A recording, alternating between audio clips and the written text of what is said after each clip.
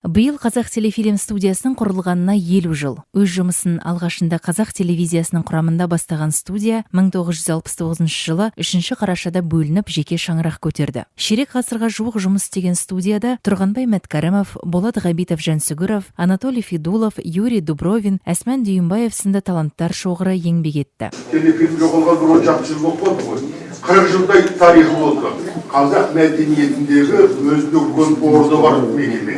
Білікті мамандардың табанды еңбегі, іргелі ізденісі нәтижесінде 2000-нан аса деректі хроникалық документтік, ғылыми көпшілік көркем сауықтық, мультипликациялық фильмдер түсіріліп, музыкалық киноконцерттер жасалды. Спектакльдер және күнделікті Қазақ телевизиясының эфирінен өтетін жаңалықтар топтамасына бірнеше мыңдаған сапалы телесюжеттер дайындалды. Республика өмірінің тыныс тіршілігін, ондағы жаңарған өлке, өндіріс ошақтары, еңбек адамдарын танытуда Қазақ телефильм студиясы аса ауқымды жұмыстар атқарды. 1970 жылдары Қазақ телефильм құрамында 300-дей қабілетті, талантты телесценаристер, телережиссерлар, телеоператорлар, монтаждаушылар қызмет істеді. Қазақфильм шығарған кинотаспалар телевизиялық фильмдердің бүкіл одақтық фестивальдерінде бірнеше рет жүлделі орынға ие болды. Мамандардың әрбірінің техникалық және шығармашылық бағыттағы қабілет қарымының нәтижесінде Қазақ телефильм одақта студиялар арасында үздік үштікке кірді. Алаштың арысы Ахмет Байтұрсынұлы өткенді еске алған өскендіктің белгісі, өткенді ұмытқан өшкендіктің белгісі деп айтып кеткендей, Қазақ телевизиясына еңбегі сіңген әйгілі тұлғалардың елінің болашағы үшін жасаған істерін ешқашан ұмытпай, еске алып тұру қазіргі ұрпақ парызы. Сондықтан студияның құрылғанына 50 жыл толуына орай шығармашылық ұжым ардагерлерінің қатысуымен өткен жиынның мәні зор. Бұл жиынның ұйымдастырылуына орталық мемлекеттік кинофотоқұжаттар мен дыбыс жазбалар архиві де өз үлесін қосты. Архив қызметкерлері фотокөрме ұйымдастырып, слайд жасап, тарих шежіресін суреттер арқылы көрсетті. Архив қорында осы уақытқа дейін Қазақ телефильм студиясының тарихына қатысты 50 шақты сурет қана сақталған болатын. Киностудияның мерейтойы қарсаңында архив қызметкерлері Қазақ телефильмнің ардагерлерімен хабарласып, олардың жеке қорларынан фотоқұжаттарын алдырып, архив қорын 500-ден астам фотоқұжатпен толықтырды.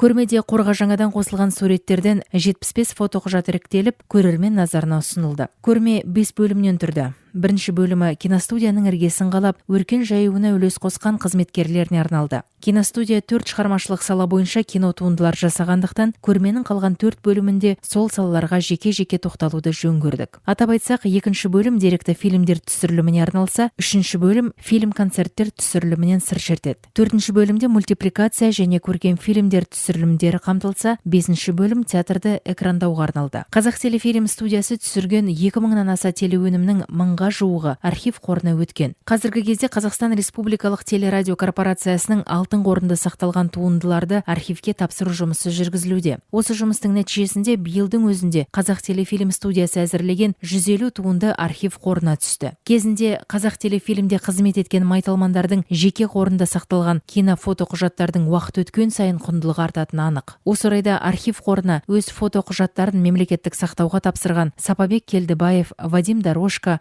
Мұрат Қырықбаев, Валерий Задарновский, Петр Сидоренко, Қосылған Әбжанов, Оралбек Сарбасов, Сәкен Тәжімұратов, Тана Тайпина, Ғалым Шалабаев, Ескендір Тынышбаевтың қызы Елена Тынышбаева, Кәрім Танаевтың жұбайы Зинагүл Түркебаева, Болат Ғабитов Жансүгіровтің жары Қарлығаш Қаңтарбаева, Әсман Дүйімбаевтың қызы Гүлнәр Омарбекова, Рифкат Музабековтың қызы Әлфия Музаметовалардың ісі құптарлық. Орталық мемлекеттік кинофото құжаттар мен дыбыс жазбалар архивінің директоры Гүлмира Мұхтарованың айтуынша, тапсырылған фотоқұжаттар негізінде Қазақ телефильм студиясының 50 жылдығына орай 2 томдық суреттер каталогы шығарылмақ. 1000-ға жуық деректі фильмді қамтыған жинақтың бірінші томын архив қызметкерлері осы жылдың аяғына дейін шығаруды жоспарлап отыр. Тарихымызды жаңғыртып, жандануына үлесін қосып жүрген орталық мемлекеттік кинофотоқұжаттар мен дыбыс жазбалар архиві қызметкерлерінің еңбегін ардагерлер жоғары бағалады.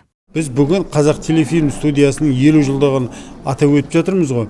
Ал сол 50 жылдығына қарайтын болсаңыз, фильмдер, хроникаларда, деректі фильмдерде сол заманның үні тұр.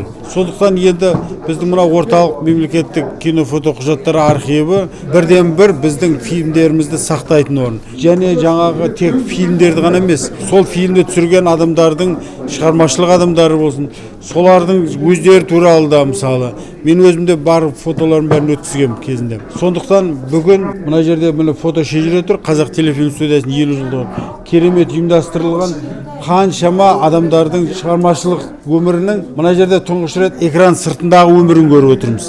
Яғни киноны анау түсіріп жатқан басқа ғой, киноның өзі. А оның сыртында қалай түсірілді, кімдер түсірді, қандай жағдайда қарап отырса, басынан бастағаннан аяғына дейін сол шығармашылық процестердің сәттері әдемі берілген. Сондықтан мен кинофото архивтің қызметкерлеріне, басшысына үлкен рахмет айтқым келеді. Енді бұл артымызда қалатын дүние ғой, тарих.